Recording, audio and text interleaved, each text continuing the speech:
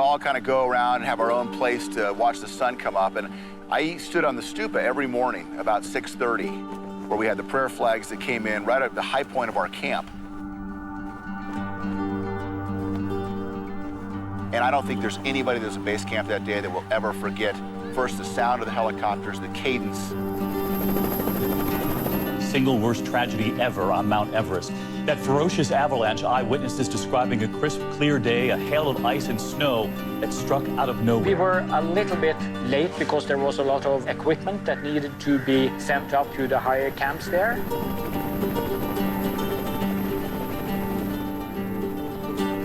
So we were 1 day late, and that was good for us. I saw the helicopters bringing back all the bodies one by one, so the bodies were attached to a cord. Today's avalanche is the single deadliest incident on Everest in history. There were 12 of these in a row, and they just kept coming on a cadence of about every 7 to 10 minutes. Latest reports say that at least 12 people are dead and more are seriously hurt. It happened after a high-altitude avalanche just above base camp.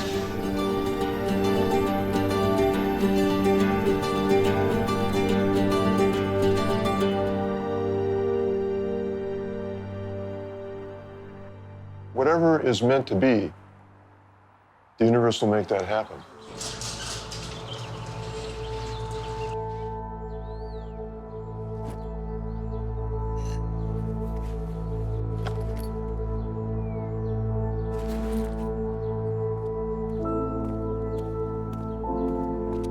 When I have an intention in life, I try to explain this intention and put it out in the universe so that maybe it's going to happen.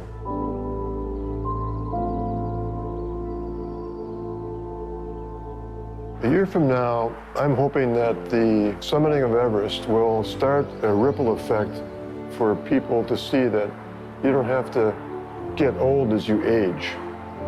If Jim can do it, so can I.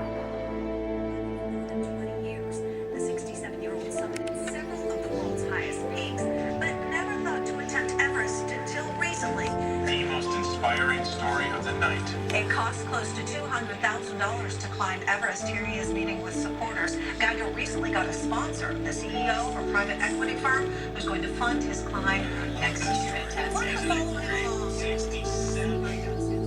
I'm a pretty straight-by-the-book guy, yeah. I'm just Jim Geiger. How you doing?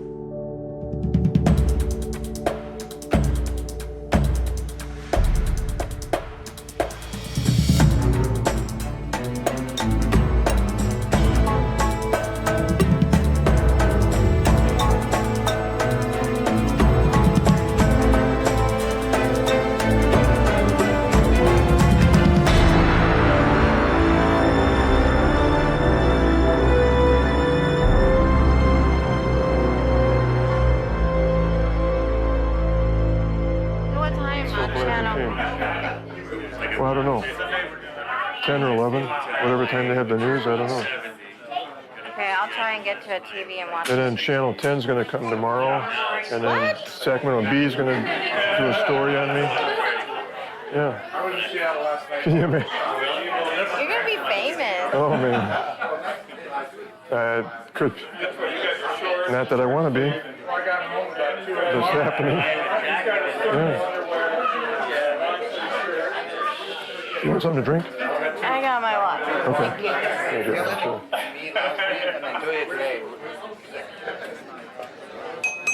Sure. Okay. Well, I'd like to propose a toast to Jimbo. Wow. And Jim has been an inspiration to me, and I'm sure to many of you. I am so happy for you and this opportunity, and I'll be with you all the way to the top. And, Thank you. Here's to Jim. Thank you.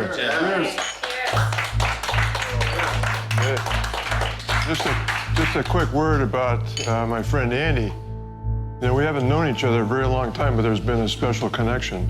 And within 10 or 15 minutes in Antarctica, he and I already struck a deal with he's going to send me to Everest, you know, that quick. Wow. So I can't thank you enough, Andy. I really appreciate the opportunity. Thank you, I'm not going to disappoint you. Here. So, drink up. My name is Andy Trotter. I live in New York City, in Manhattan. Jim Geiger is a special guy, somebody I met when I was on a trip to Antarctica to visit the South Pole. I went to Antarctica to climb Mount Vincent and also visit the penguins. Jim had just come back with a group of climbers, and we met in the mess tent at the glacier camp. There was a chair sitting right at the end of the table, empty. He came over and just sat down and started talking. What do? I said, well, I climb mountains. I've been to Everest Base Camp before, but I could never afford to go to the top. And without even understanding what it was, I said, well, I'll take care of it. I'll find a way. And then he leans forward and says, and I mean it. And he just kind of looked at me. I think he thought, boy, this is some crazy guy. He doesn't know what he's talking about or what he's committing to. It's no kidding, yeah. So we became friends, and Jim had mentioned that he wanted to set the record to be the oldest American to summit Mount Everest. Can I do it at this age? Can I be the oldest American to summit Everest? Now, you have to understand, I'm sitting next to Jim. I'm 50 years old. He looks like he's about my age. I said, you telling me that an American in their 50s hasn't summited Mount Everest? How old are you, about 67, you said. I practically fell off my chair. I just couldn't believe it. You look like the healthiest, fittest 67-year-old I've ever met. I spent a good half hour talking with Jim, and as he talked about Mount Everest as a goal and as a record, I saw this guy has such passion for what he's doing. It was just incredible. And that's how I met Andy Trotter. I hope that's not the park ranger. We have to fill out a permit. Actually, you could write it right on the back of here. Okay. This goes on your pack. Yep. Here's a pen. You can take that. I retired from you guys a year ago. You did? Yeah. Where? I'm just a volunteer. Are you? Yeah. What's that? Yeah, I work for the regional office, Region 5. All right. And 6 and 10. What's your name? Jim Geiger. They're filming me I'm on my way to Everest in 2014. Oh, you are? Oh, wow. Yeah. So are you filming right now? He knows all of Great-grandfather to go to the peak of Everest. Fantastic. Be just serious. How can we support you? You know, what are you looking at from the public people? I haven't even given it a thought. Okay, fair enough. You're climbing Everest for a reason. What is that? You better get it down pretty quick. You're starting to get that question a lot. Why are you doing it? Yeah, I answered it yesterday differently, but I don't want any flip answer about that either. It's Jim Geiger, Geiger. Okay. Where are you from, Jim? From Sacramento, California. Okay. Step this way for me a little bit. All right. Every single person has an Everest of their own, whatever that may be. I'm doing what I've always done. I've been doing this for 27 years. I don't climb the mountain lets me climb it. And there's been many times I've failed. And I want to see if I can do it. Can I still do this? That's what it's all about. I never planned to climb Everest. I never thought I could afford it. It cost $110,000 just for the guide service, plus all the ancillary costs of insurance and new equipment. Yeah, we're running about $150,000 to $200,000 budget. Tell me a little bit about your personal life. I've got 2 daughters and 5 grandsons and 1 great-grandson. His last wife, only a couple of years older than me. Okay, that's what you were telling her. His second wife. Yeah. Yes. How long was he married to her for? 6, 7 years. Oh. It was not that long. Not like my mom. But that was only 14 years with my mom. But I think my dad's happy being by himself. He likes the freedom of just being able to do what he wants to do. You consider yourself an accidental climber. It seems like you're walking along, here I am doing a little training, and someone comes up to me and goes, hey, there's one. Yeah, I just never intended to do these. It's just kind of, it just shows up and, well, maybe I can do this. And I went in and did it. 3, 4, 5, 6, 7, 8, 9. Lovely. Good job. Jim is my oldest client. He's not the usual 60-plus guy. 4, 5, 6, 7, 8, 9, Then there's nothing usual about Jim anyway. He's one of the tough mental clients I have. He's willing to break down at every level to go to the next level. Perfect. So we're gonna go for failure now? My trainer is TJ Watkins. No. Okay. He happens to be the top amateur bodybuilder in the country. Let's go. 20. Nice, solid. 20, okay.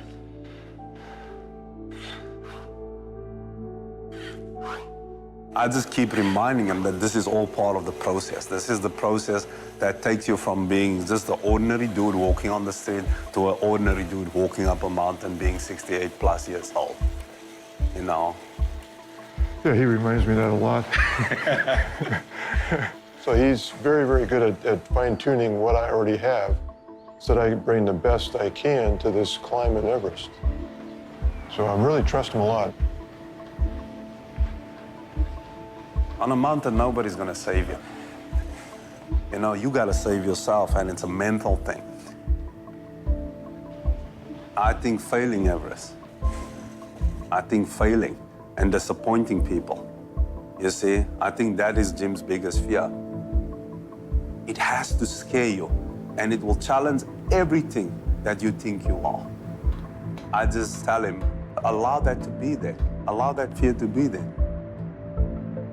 But you just don't give it that much energy. I was fighting this demon that was telling me, you can't do this. Yeah, I'm too old, I'm not fit enough, it's too hard, I'm gonna fall in a crevasse. All this crap's going on in your head. The biggest thing was the crevasse for me. I did not want to fall in any crevasses.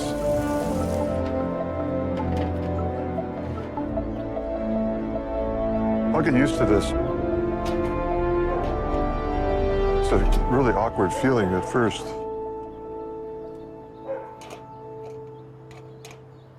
Yeah, this was never a dream of mine, never even in my consciousness for, until just recently. I've been thinking this through in my mind. I've read all the books about Everest. I've done most of the preparation to now get myself in shape for Everest, and I'm starting to visualize myself actually climbing. So all the preparation now is culminating on this Everest trip. Come on.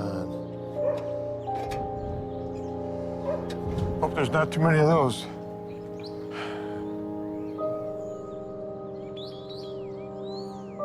I'm Jim Geiger, and in May of 2014, I will be the oldest American to summit Mount Everest, and also be the first great-grandfather to summit Everest.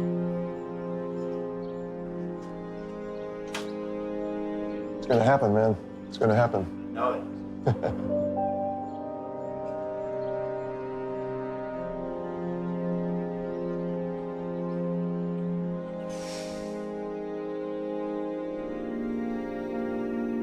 Well, congratulations.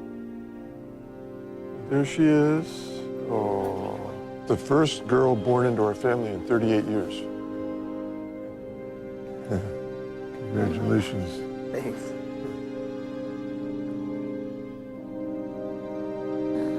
Gorgeous. You are gorgeous. Welcome to the family. My kids and my grandkids are the most important thing in my life. And so I'm trying to keep them in my mind when I'm doing things so that they can see that I'm there for them and can be there for them a long time. Yeah. You're gonna be spoiled. I'm nervous. I'll be honest. I'm nervous with him climbing.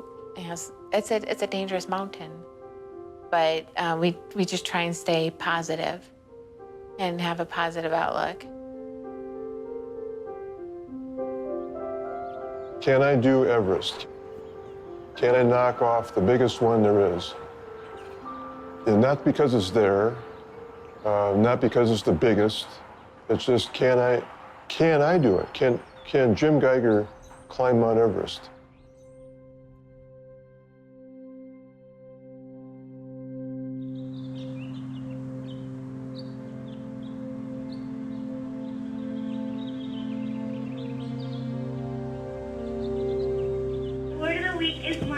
Don't beg your parents for money. You have to work for your money. Please stand for the Pledge of Allegiance. One nation, under God, indivisible, with liberty and justice for all.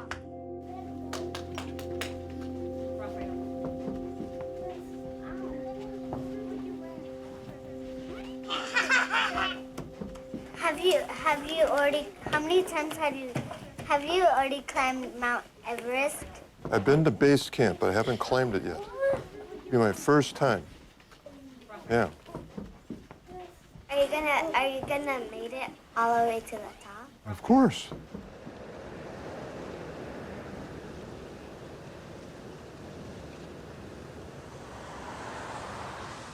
So we're here today to visit with Eric Simonson, who's the director of the Everest Himalayan expeditions, and Greg Bernanage, who's going to be the base camp manager. You know these guys already, right? Yeah, I've met them before and climbed with Greg on 3 different occasions. Good to see you, Greg. Good to see you. Come on, sit down. What should I be paying attention to as my training that really maximize my ability on Everest? Get used to long duration training. Mm-hmm. Your summit day is probably going to be, it might be 18 hours long, 20 hours long. Mm-hmm. I mean, it's a long day. So I'm already doing that, plus a long bike rides, 4 6-hour bike rides. So that's good to know, and I'll continue doing that. And make them longer. I mean, hey, I can do maybe that. a 10-hour bike ride or a 12-hour bike ride, Yeah. or a 14-hour bike ride. I mean, what you're really developing is the ability to monitor your gas gauge. Mm-hmm. So you really know what you got in your gas tank.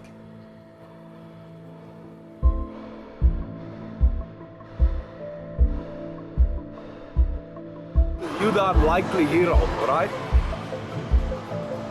So to speak, because you start this thing, you don't know where it's going, but you don't even know. You just keep training, practicing, and suddenly you become one of the best on the planet at this very thing. How the fuck did that happen? Well, what is that old adage? When you're ready, the teacher shows up. Yes. Yeah, that's what's happening. Or the funder. Lord, part of that success for Jim and for us, and we believe also for you, includes safety. And so very specifically, we do ask that you would anoint him with safety, that he will take with him a holy reminder that he is supported by those who love him, and he is surrounded by your never-ending, never-sleeping, never-departing presence. May that be his joy, his peace, and his security. In your holy name, Jesus. Amen.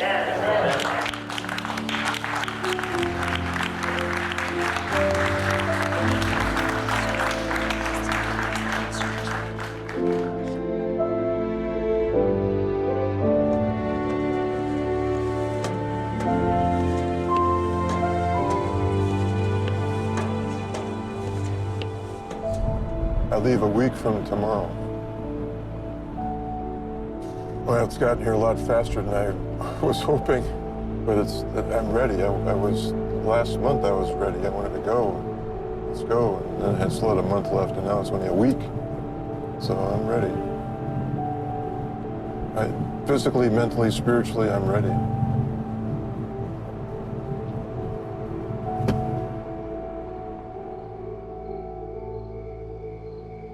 I was invited by the university retirement community to give a talk. They sent out flyers, also had it advertised on NPR. At 68, I'll be the oldest American to summit Everest. You'll be 68? I'm 68 now. Is progress. I mean, the last 6 months has been pretty amazing. I because heard we broke him down. use the word elite athlete. Yeah. Me? You did. I did. And you kind of, it wasn't like you did it with a lot of confidence. Not quite buying it. And she needs you to sit. He's right. It was hard to get that word out. Yes. Own it. Yeah. Own it. I'm just humbled by people that say I'm an elite athlete and that I'm doing something unheard of at my age. I just keep doing these things because I love what I'm doing. And really the best part about climbing mountains is getting back in the pickup truck and going home. And saying, I just did that. It started with that serendipitous meeting. The chair just happened to be empty.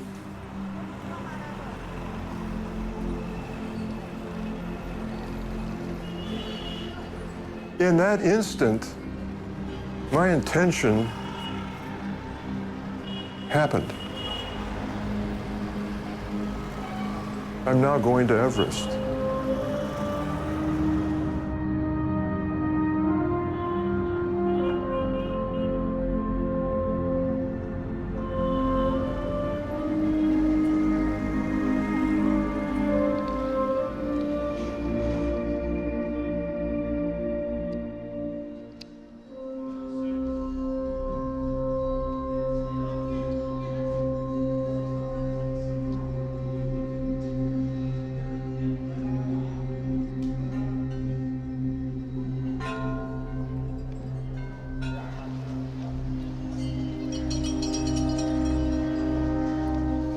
I first met the rest of the members of the IMG team in Kathmandu.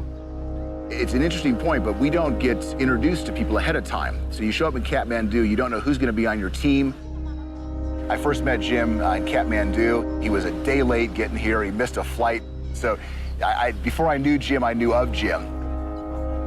I was immediately struck when I was talking with Jim of my dad, because they were both people that late in life, the physical element of pushing themselves was really important. People that do this just seem to have this drive to do it. And so it all rubs off on each other. We're kind of inspiring each other to do this and get to the top. Terrific group of people. The people that turns up on this kind of expeditions turns to be people that have done things. So I'm working with the foundation of my hospital. I hoped that I would achieve both, so the fundraising and climbing to the summit of Mount Everest. I'm from Canada, Montreal, Canada. I am a neurosurgeon.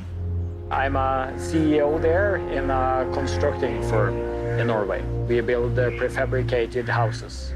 I'm 46 years old, and I'm a retired partner at Goldman Sachs who left work about 9 months ago to train for Mount Everest.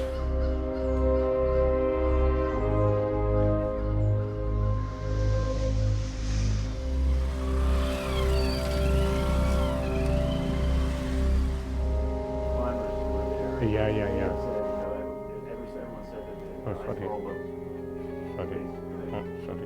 Should I pick up? Is BBC? Yes. Hello?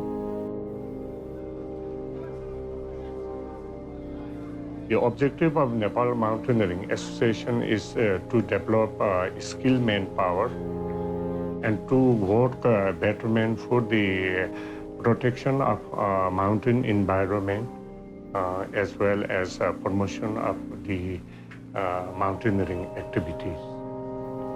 We feel very comfortable with the Western climbers because the backbone of our remote area economy is the mountain tourism. After our time in Kathmandu, it was then time to fly to Lukla to begin our trek to base camp. There's an excitement in the air. Some people have spent years preparing for this journey.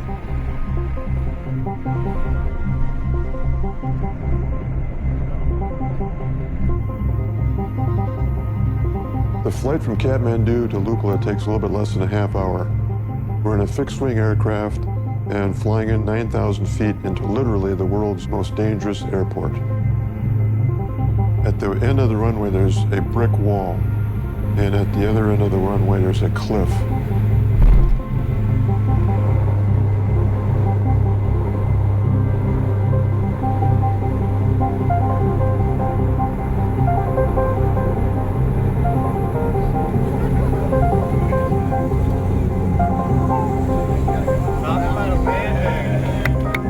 From Lukla, it's a 40-mile trek to Everest Base Camp. trek takes about 2 weeks and is designed to take that long so that we can acclimate as we go higher.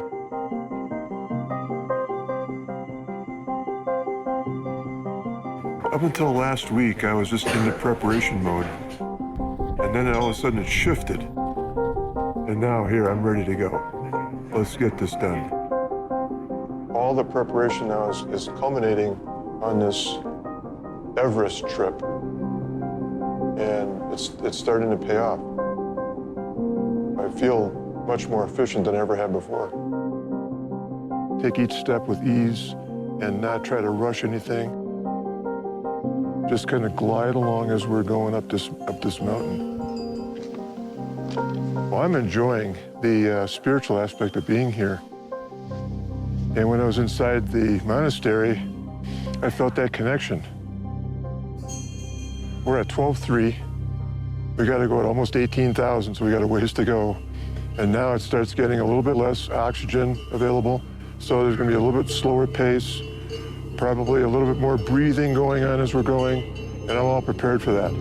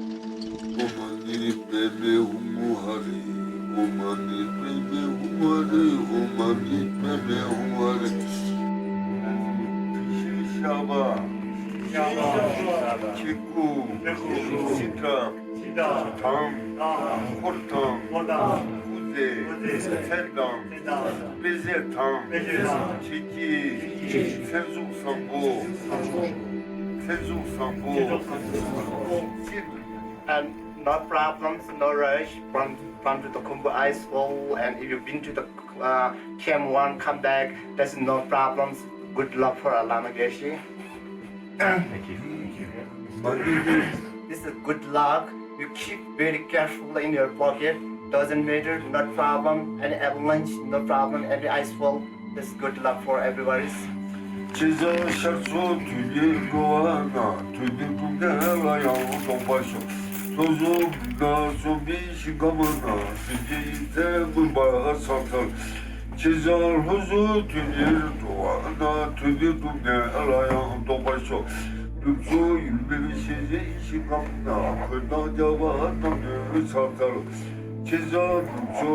My great-grandfathers, my grandfathers, my father, my uncles, all are working in the mountaineering fields. My father is a very good friend of Sir Hillary. Sir Hillary established the Kunjung School. It is the first school established in my region. I was one of the lucky students to admit and to graduate from that school. Home. Write the spelling of home. Well done, Monica. And then, next number 8. Write the spelling of girl. Girl.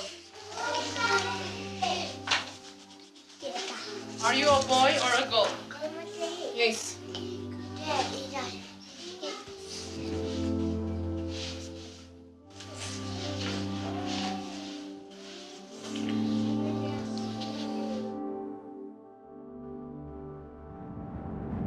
You know, just the surroundings are uplifting, but my body is not feeling that uplifted. I've been feeling kind of lethargic, wondering what's going on, but it's the altitude is 14,000. We're moving very slowly. I'm getting as much rest as I can, and yet there's this lethargic feeling I'm having. Not sure quite what it is, but I'm thinking it's just part of the acclimation process, and once we get on some steep stuff, I'm going to have the energy kick in, and away we go.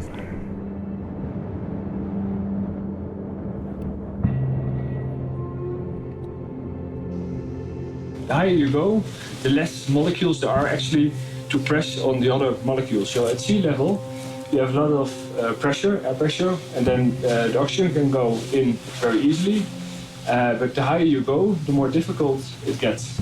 Your heart rate is going up, that's normal, and also the amount of breath you take. So you breathe faster, so also when you talk, you get faster out of breath.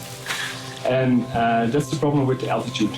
So it takes about 4 to 6 weeks until you have the good level that you're fully acclimatized. Just listen to your body, especially in the morning. If you think I feel wrong with my head and I have some other symptoms, just stay there, or maybe even go down if it's getting worse. Just really listen to your body. As part of the acclimation process, on the way to base camp, we hiked to Lobuche Base Camp and spent a night there to climb Lobuche Peak East. Hey, I'll even see you tomorrow. Up there, yep. Well, the group behind me is my group, and I'm not going, unfortunately. I still need to acclimate some more here. I've been lethargic, energyless. The altitude has just been sucking the life out of me, and that's not typical for me. Things are not going as I want them to go.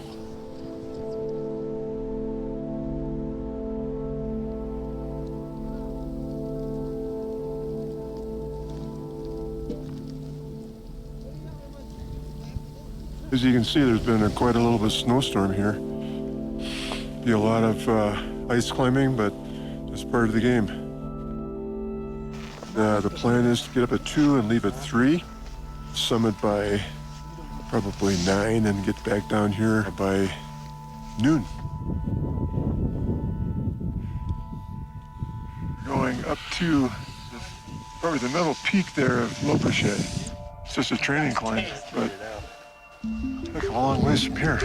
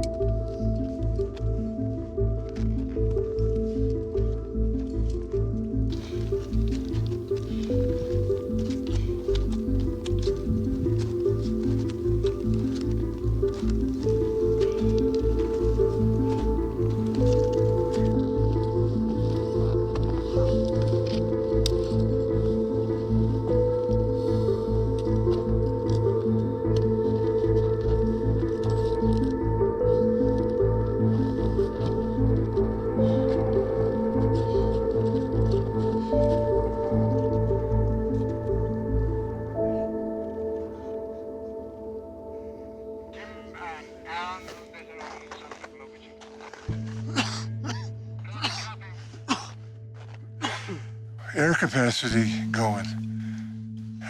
It's not where I want it to be. Acclimation process still is not there.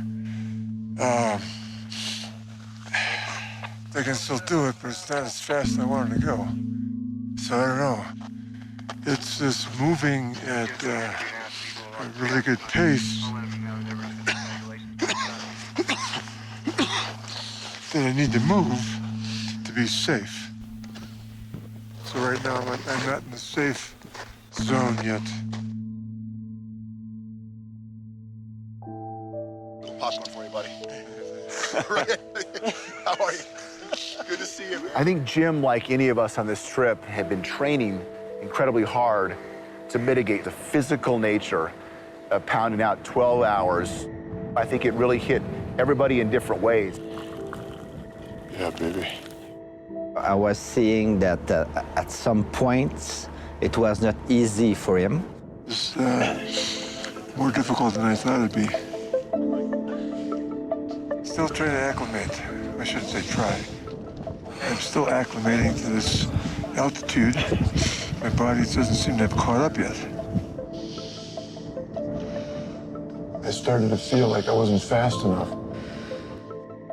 I started noticing it takes longer for me to recover. It's been a challenge for me.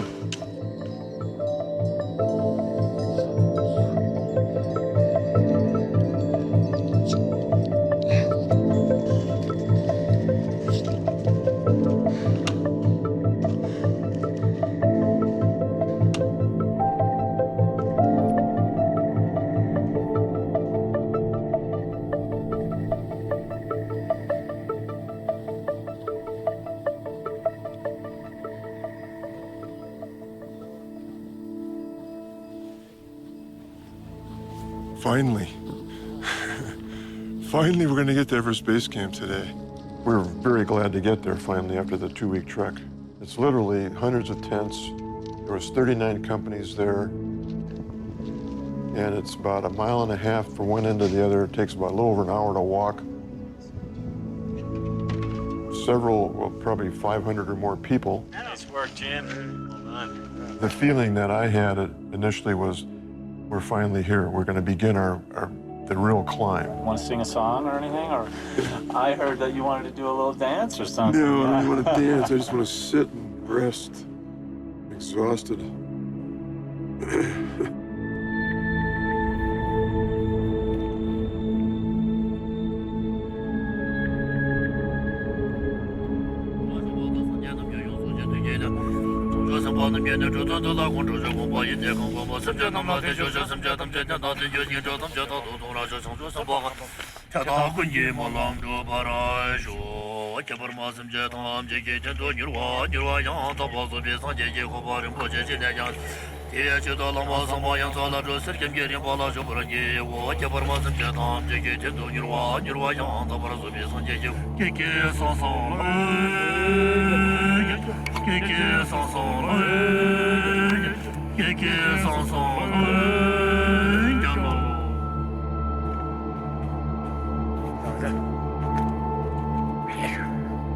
When we come here at Mount Everest, when we want to climb it, we know that there will be death. We know in advance there will be Sherpas death, climbers death, guides death. It's a known fact. You are prepared for that when you go to Everest.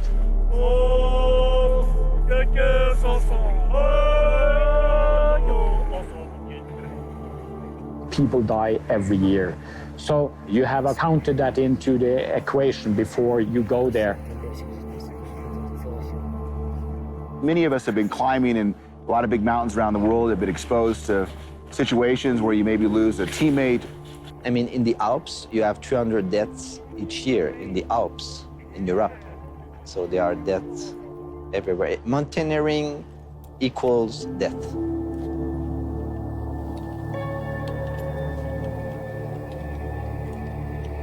Come down to the base of the ladder.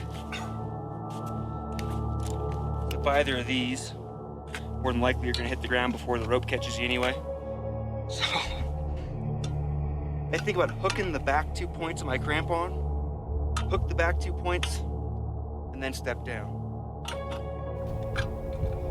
Hook the back 2 points, step.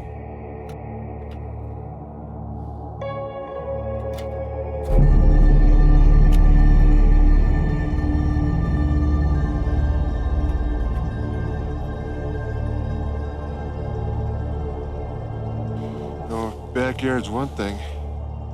Icefall's a whole nother matter. What's the big deal with the ice fall anyway? Well, it's where the glacier is spilling over from the upper mountain, throwing all kinds of seracs and ice. So that's what we have to negotiate tomorrow.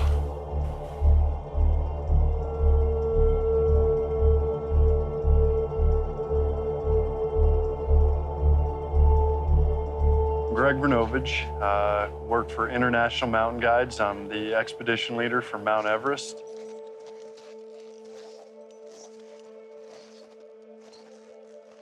The ice fall is going to be dangerous tomorrow and next year. It's the Khumbu ice fall. It's a dangerous place to go. The reality of it is you find your acceptable level of risk in the ice fall. If that's an acceptable level of risk to you, you'll go in there and you'll climb and you'll get through there. If it's not an acceptable level of risk, then maybe you need to reevaluate what's going on and perhaps not climb through there.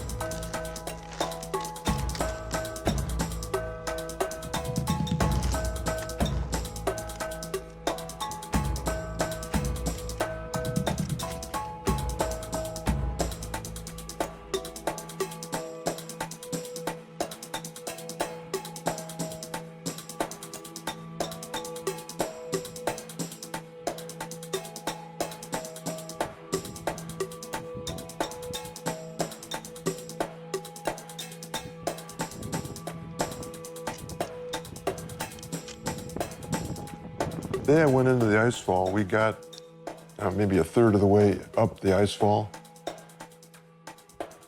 And just my condition at that point of nearly being up at 19,000 feet, I didn't know if I was in good enough shape to come back down.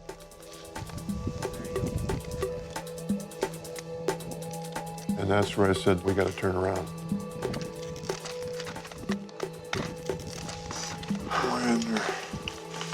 Prepared. Still early. Yeah. Not where you want to be.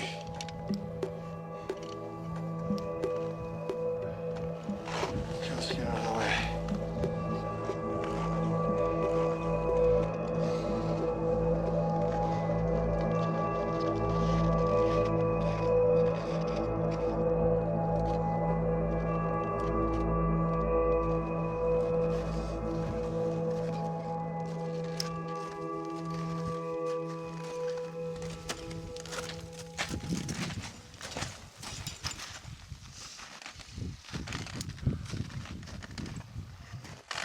I'm down. Small jump. Oh, jeez. Very impressive.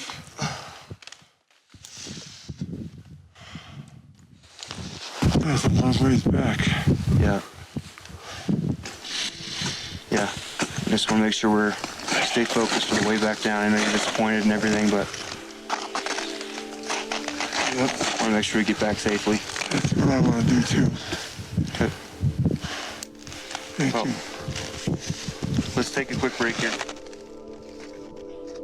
The best skill in mountaineering is to have the ability to turn 180 degrees and walk downhill.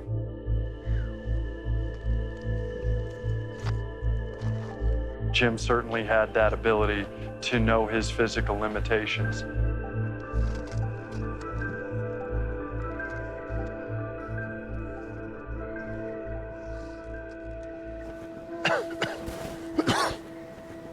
I want to know what's happened. My energy levels dropped. Even walking across the mist tent, I'm out of breath. Any headache? No headaches. I'm sleeping pretty good. I'm eating. My appetite's pretty good. It's just a mystery. So saturation says 84%, your pulse is 92. So everyone's resting heart rate here is higher than it would be at sea level. Yeah. Obviously, we also take it very seriously if you have symptoms with it, so the number by itself doesn't necessarily mean.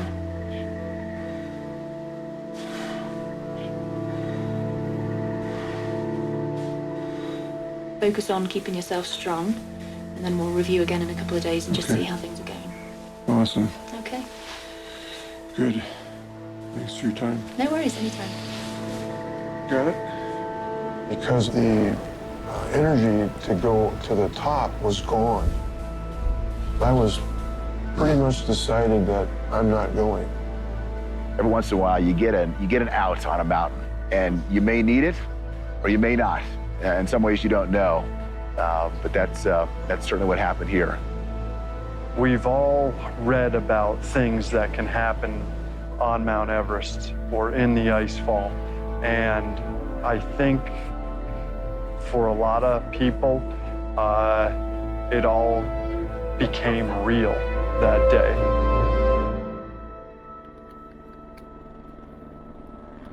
First, I heard this noise from up in the icefall, but right afterwards, I heard the radios starting to go off there, and I realized that we had an accident. A developing story from the top of the world. Crews in Nepal are looking for hiking guides who went missing on Mount Everest this morning. It was just before 6:30 in the morning. That's when a massive cleaving of ice and snow came crashing down the mountain. The accident on Mount Everest happened in the Khumbu Icefall just below Camp 1. Those missing are said to be Sherpas. They told me something wrong is going on the mountain and one person has been injured. There were potentially 4 to 5 people. Then it was 7 missing. Latest reports say that at least 12 people are dead and more are seriously hurt. This is real stuff. These are dead bodies. In the single deadliest disaster on the world's highest mountain, 16 Sherpas were killed. All guides known as Sherpas, those experts who risk their lives helping others conquer Everest. This is the biggest incident which happened on Mount Everest in the history of Everest expedition.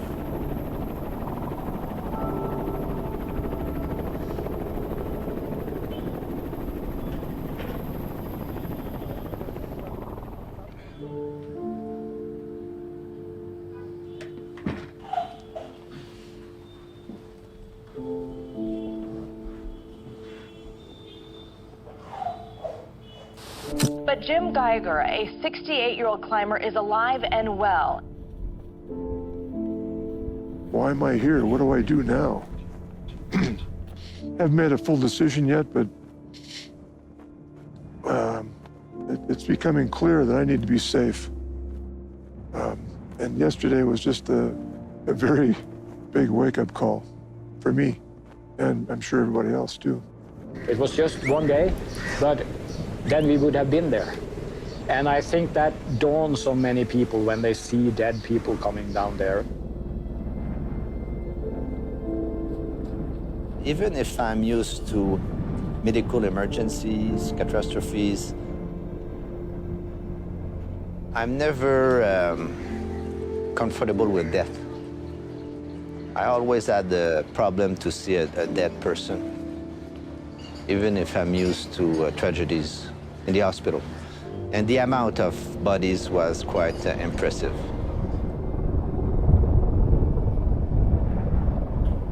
Hi, Shelly. Hey. I'm at base camp right now, and it's so good to hear your voice. Oh my gosh, you have no idea how good it is to hear yours. Are you gonna go? Are you gonna continue? Well, I don't know. I'm not sure I want to subject our family to that pressure anymore. And the mountain is still there. It's always going to be there. The record is immaterial to me right now. You guys are most important in my mind. And I just want to get back home. Yeah. Well, we want you home safe. That's the utmost important. Yeah. We want you home safe. Yeah. Most definitely. A selfish pursuit. Bye. You stay away from your family for a long time, and you put yourself, your own life at risk here, and that will definitely affect your family. Wow. Man, I needed that.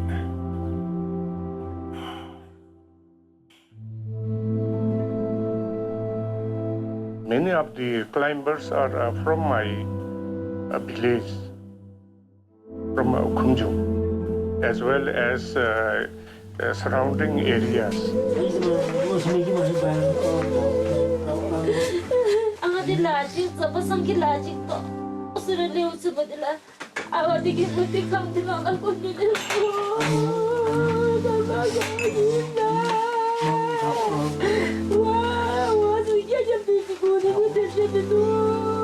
They are very dedicated people.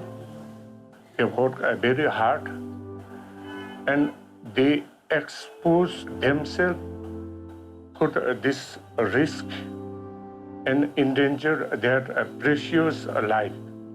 There are 47 children from this family.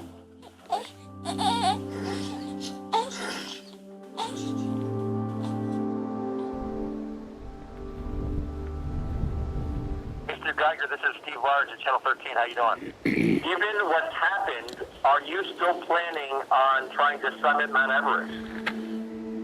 Well, right now there's not even a certainty that anybody will be able to do that. The Sherpa pretty much closed everything down for the moment because they all went home to their families and the funerals, and they're due back today, later today or tomorrow morning.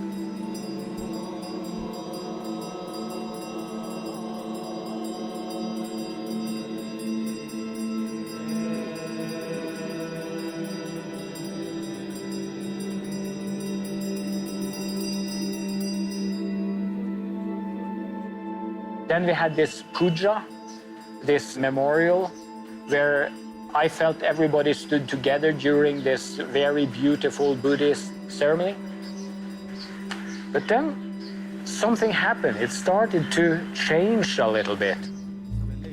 Because of what happened on the 18th, 16 lives we lost, this Nepali climbing community would like to make something out of this event and make something positive. So, has a great request from the workers that they have put together some demands towards the government. One of the biggest requests from the workers in this base camp is to not continuing climbing this year.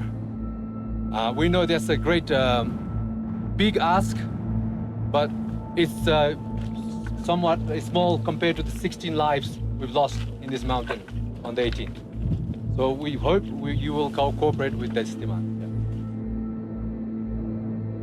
There was an element brewing in camp that was quite activist in nature, understandably so, among the Sherpa community.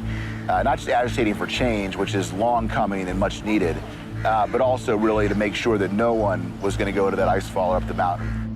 This had changed from just being a tragedy to being something that had a larger agenda. एकचोटिलाई रोकेर दीर्घकालीन रूपमा तपाईहरु समक्ष हामी नङ र मासुको सम्बन्ध कायम गर्दै यो पालीको लागि तपाई विदेशी तथा Nepali दाजुभाइहरुले. So I would say that most clients wanted to climb. This is my impression. They wanted to climb and the companies wanted to climb. And as mountaineers, I can only do my job, which is to be a great mountaineer. And that's all of us in here. Anybody who works up here, anybody who makes a living, the guys coming up the valley to make a living, to put their kids in school. All that starts with how great we are here, how great we are up there, how great those 16 guys are that we're remembering every day we wake up. I can't speak for one side politically or the other. To put the pressure to the government, I hope that all the Western friends, brothers and sisters from all over the world, and all the Nepali Sherpas, my friends, my brothers, let's put a hand together and let's request the government to support these people. Thank you very much, guys. As a leader of the mountaineering community, I request the government to set up a fund, a climbers' welfare fund. I couldn't climb that mountain without a lot of support, a lot of Sherpa support. And again, we took the decision then to go. Sitting in a tent, not expecting any major news, one of the guides came in and said, hey, we got a meeting. The expedition has been canceled. We're pulling off the mountain. There is a sense of relief, knowing that this is over and I don't have to make any more decisions. It's been made. I don't have to worry about going through the ice fall and, oh, am I going to do this? Is there any chance that I would still stay around and go through the ice fall? Though that's all been taken care of. It's done. We're over.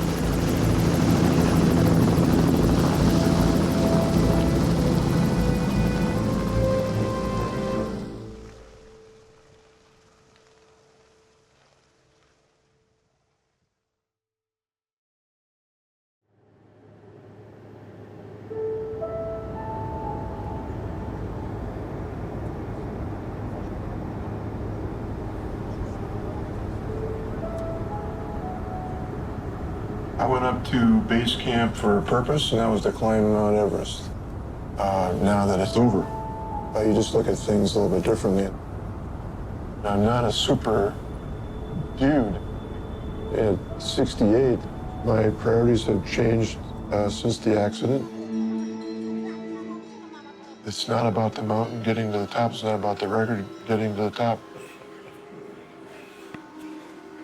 It's about respecting the Sherpa and respecting my family. But it's going to be okay.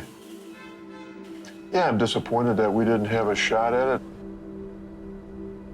This is the biggest tragedy in mountaineering history. And so it is what it is. It's a very shock and sad incidents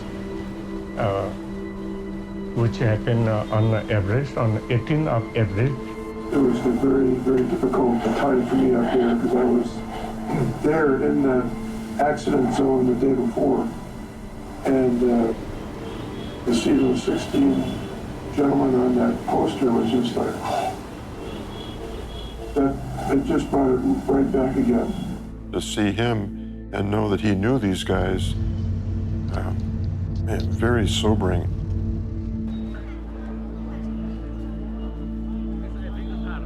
Things just show up, and I know it's the right thing to do. Across the street from the stupa was this building where they had butter lamps on the top floor, and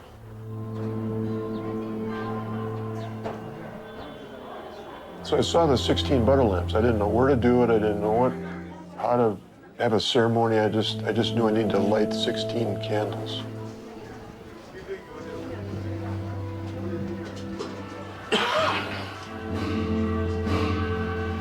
There it goes.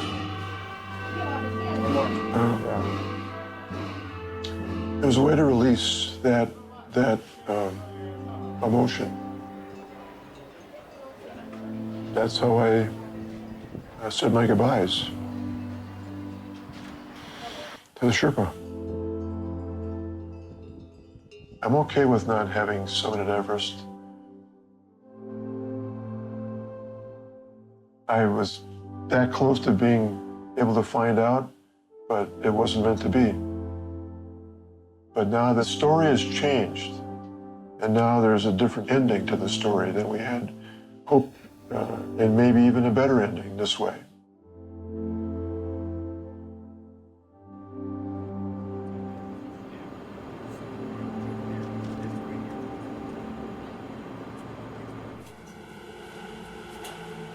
Oh, there they are. Welcome to Terminal B. Please proceed.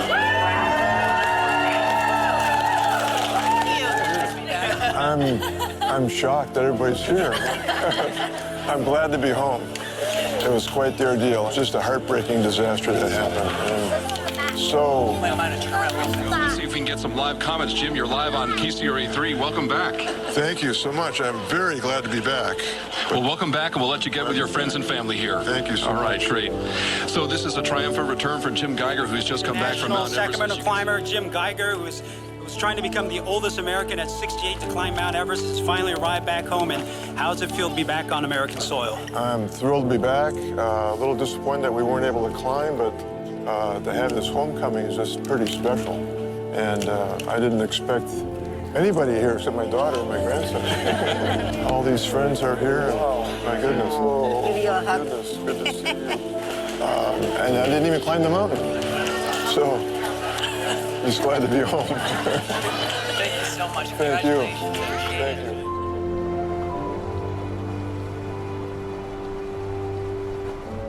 Big hug.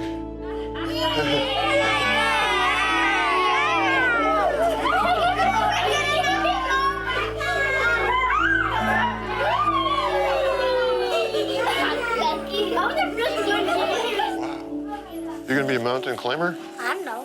I'm not because then I will die. Oh, maybe not. I didn't die yet. Yeah, with the book. Oh, with the book. Ow! What I experienced over there, having not climbed Everest, is far more impactful on me than had I summited. Ego is the one that wants to be fed with all the accomplishments, the money, the gratification, all this, and that's so fleeting. If we get rid of the ego, then the love can come forth. And so I didn't summit, therefore the ego couldn't be fed. But now I'm experiencing this love, this outpouring of love for the first time in my life. Pretty special.